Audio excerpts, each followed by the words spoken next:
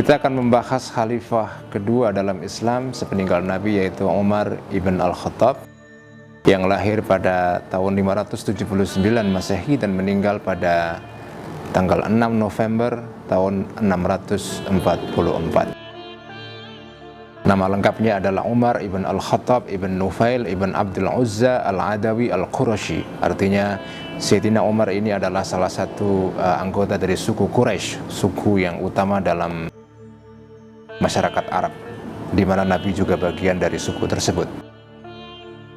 Sejarahnya menarik. Umar kita kenal sebagai orang yang pertama-tama dikenal sebagai orang yang sangat memusuhi dakwah Islam. Dia musuh yang keras terhadap dakwah Nabi.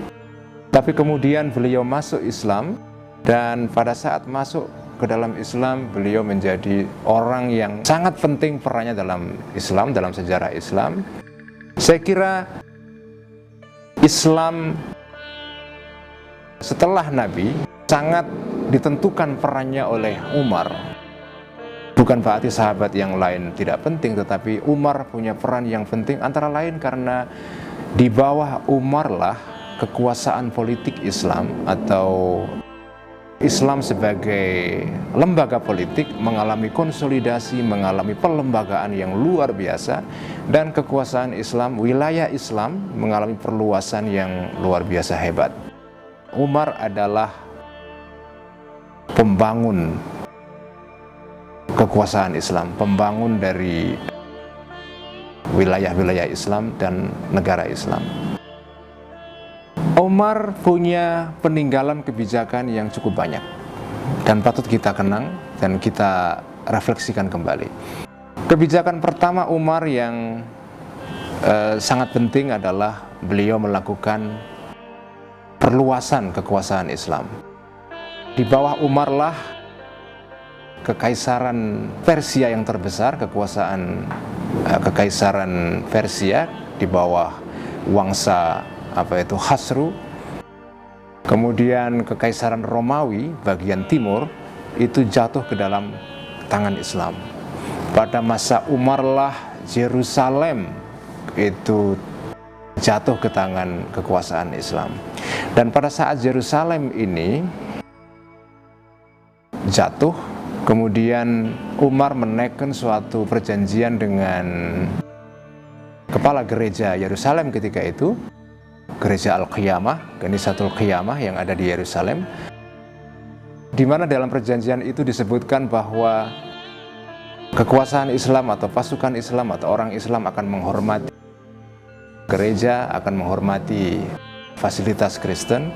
Jadi ini fakta Umar ini yang disebut dengan Al-Uhdah Al-Umariyah dikenang sebagai salah satu fondasi penting di dalam meletakkan landasan kebijakan kekuasaan Islam terhadap orang-orang non-Muslim. Ini kebijakan yang menghormati hak-hak minoritas. Inilah perjanjian Umar.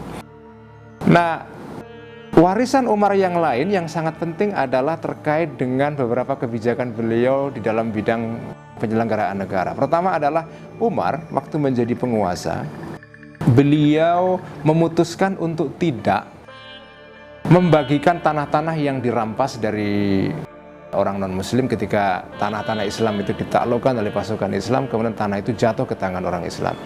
Kalau menurut contoh Nabi atau sunnah Nabi, tanah-tanah yang ditaklukkan oleh pasukan Muslim yang dibagikan kepada para pasukan Islam, seperti terjadi pada tanah Khaybar, tanah orang Yahudi di Madinah.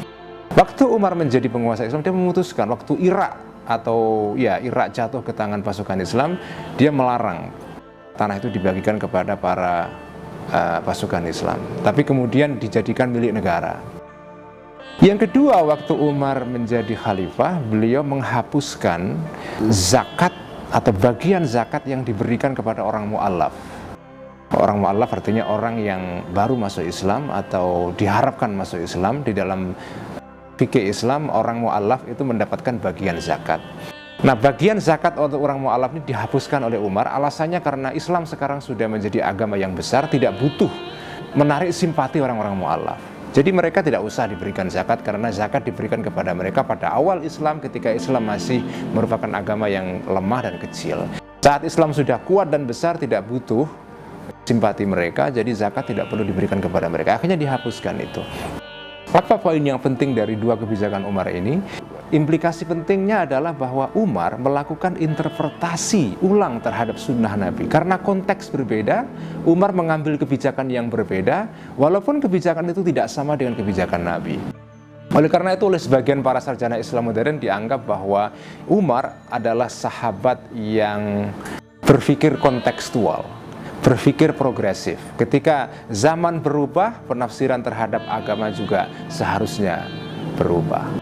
Nah, itu menarik karena Umar dengan kecerdasannya berani melakukan reinterpretasi terhadap ajaran Islam karena konteks yang berubah. Saya kira itu hal yang menarik yang patut kita catat dari Sayyidina Umar ibn al-Khattab.